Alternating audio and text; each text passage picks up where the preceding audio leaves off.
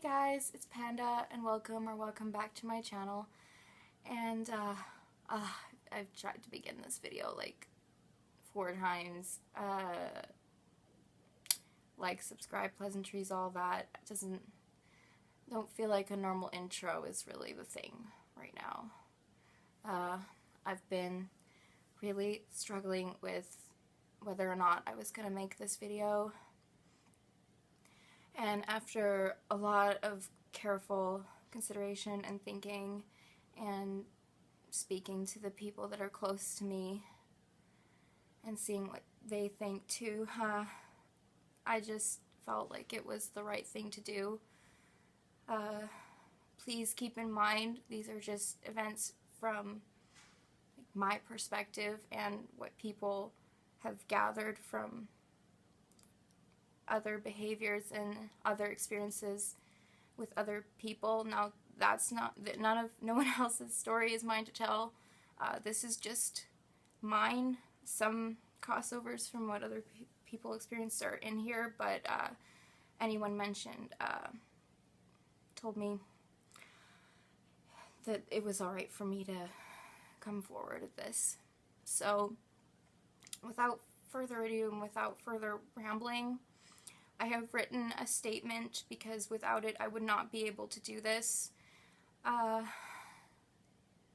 already had to wait a week or two since everything happened so that I wouldn't be a literal ball of mess like I am on a lot of videos in my channel.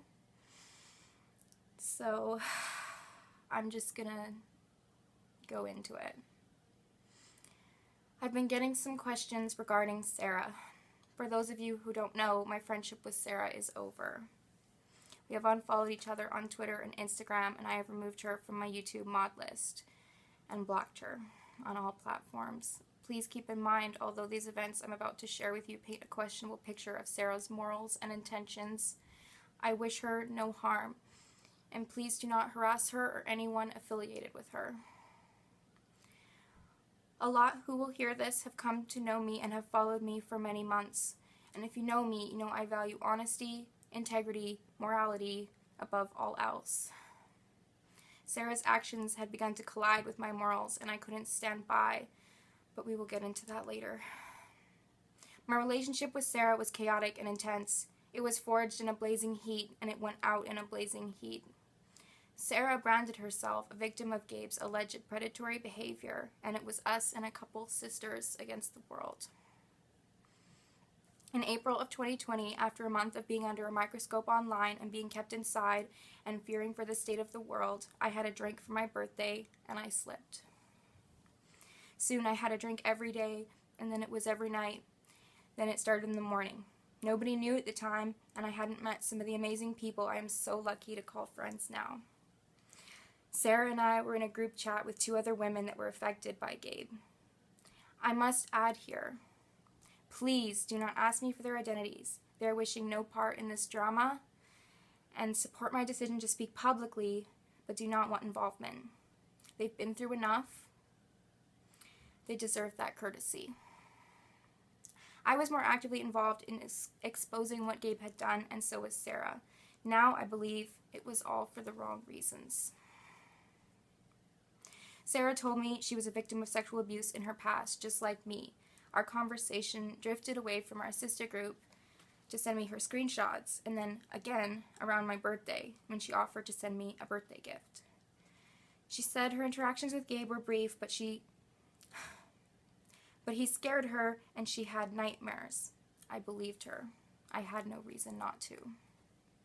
Now I wonder if she said that because she knew I was having brutal nightmares and flashbacks every time I slept at the time.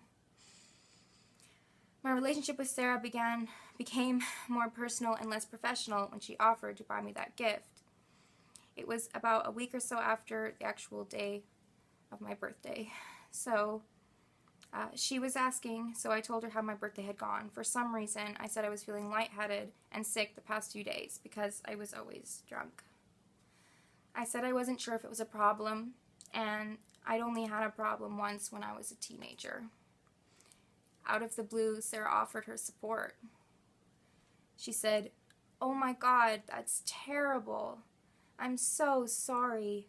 I can't believe you're going through this. Please message me anytime you have an urge. I might not see it right away if my phone isn't on me, but I'll try my best to reply." This caught me off guard. My thought process was limited at the time, and I was thinking, but I never said that I needed to stop or that I needed help. I never asked for help. So why would she offer? I neglected the why and just decided she was right. I said thank you and I'm going to try, but that night when I couldn't sleep, I finished a bottle. The next day I actually felt bad about it and I told her. She tried to make some suggestions of different hobbies to have with my boyfriend. I said my boyfriend doesn't even know. She pushed me to tell him and I did. And I began messaging Sarah in crisis way too much. I knew it could become codependent, but what I didn't realize, it was already too late. I tried to put up boundaries and even engage more in group settings online, like Discord or a Twitter sister group. Sarah made plans once or twice to come onto Discord, but she always ghosted us, and I just thought she was flaky. Looking back now, I notice it's almost like she started only answering me when I was constantly in crisis. She even once said, "Always come to me, hun." I saw what Sarah was doing to our movement, but me being forgiving and believing she made a mistake was what let things escalate further. My concern started with Jamie. He had interviewed Sarah, me, and 2 others. Jamie and I were becoming friends. Sarah quietly unfollowed him, and it progressed from there. He asked if she had said anything to me, and I said she hadn't. Eventually, I said to her if she's going to end this friendship, it would be a considerate thing to tell him why. She apologized to me and also to him. They spoke for an hour on Discord, and she swore she would come to him right away next time and never do him dirty again. About a week later, she saw a fake screenshot and blocked Jamie and went off about him on her wall, holding him accountable. Jamie did a live stream exposing this and Sarah's friend, Devin, for possibly being a predator, which we later found out was true. I kind of freaked. I went to one of my good friends who is unbiased, told him what was happening and asked for his input. His advice was I didn't know what was happening behind the scenes yet and I didn't want to possibly falsely accuse a predator and I should just wait. Jamie wasn't about to make me take sides, and neither was Sarah. It seemed like she tried to put a couple thoughts in my head, maybe. Jamie had called Devin.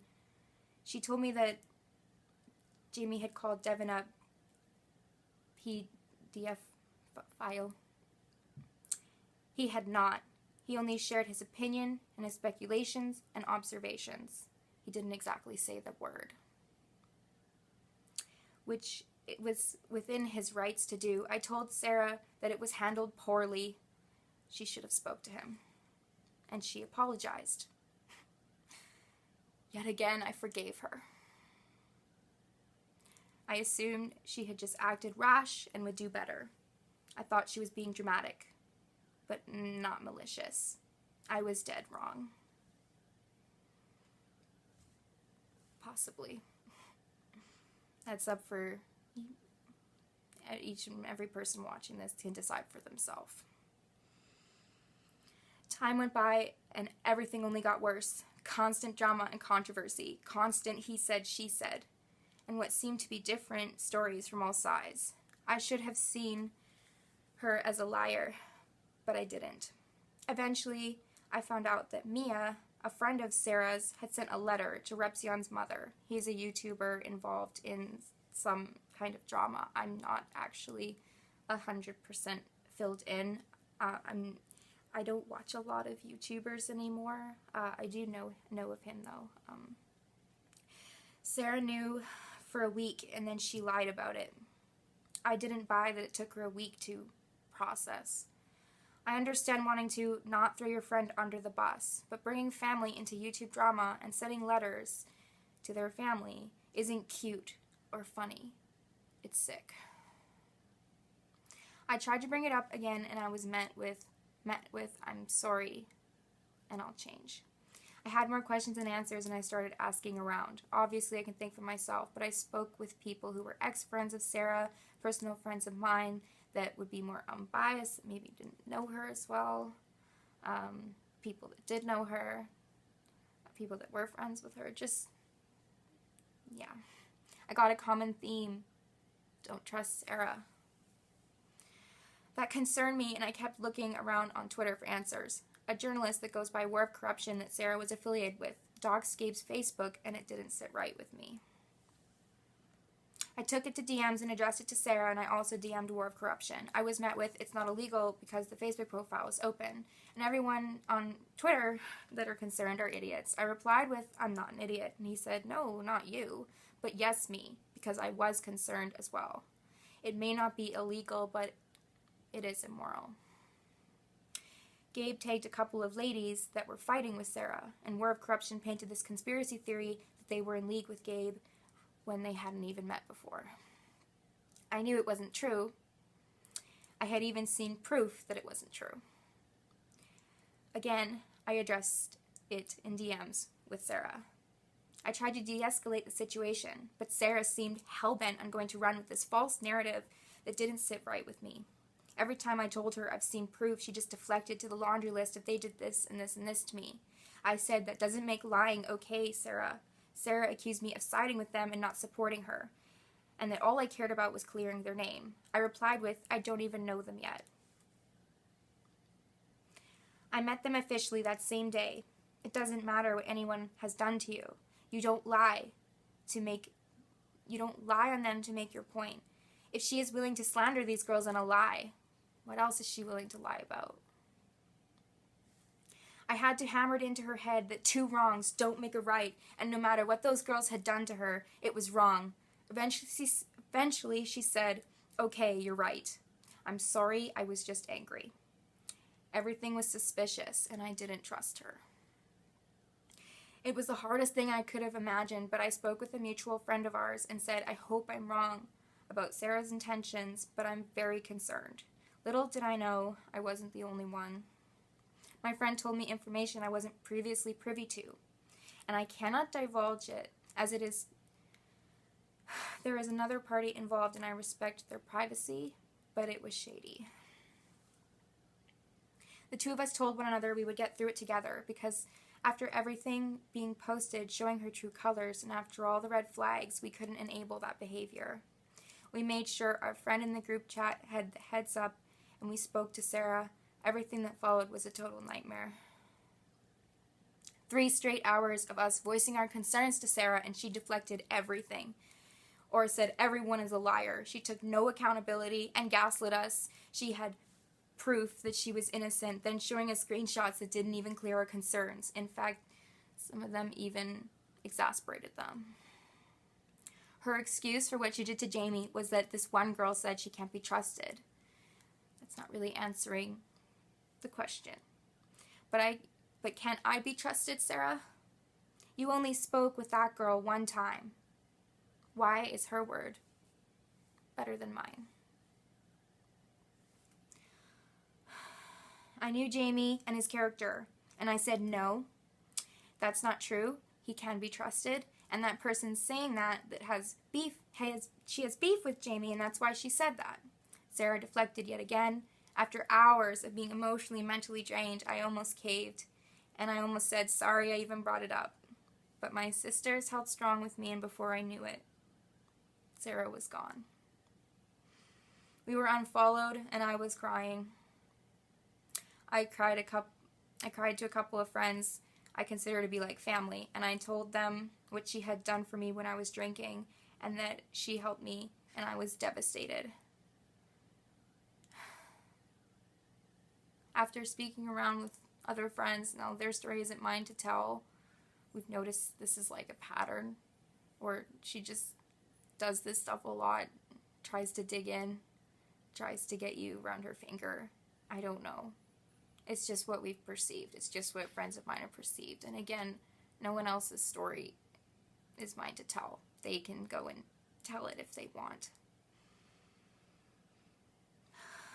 I was shown just how manipulative it was. They said she knew you were drinking. She knew you were vulnerable. She knew you were desperate, and she made a move on you to make you dependent on her instead of on the drinking. That hit a whole way, and I barely understood because who would do that? I announced the friendship was over on a Twitter post, but I didn't want to create more drama that day, so I made it general. It just said the friendship was over. Sarah still commented anyways that she wished I hadn't announced it. I broke down sobbing and hyperventilating. I asked my friend what I did wrong and why she didn't want me to post it.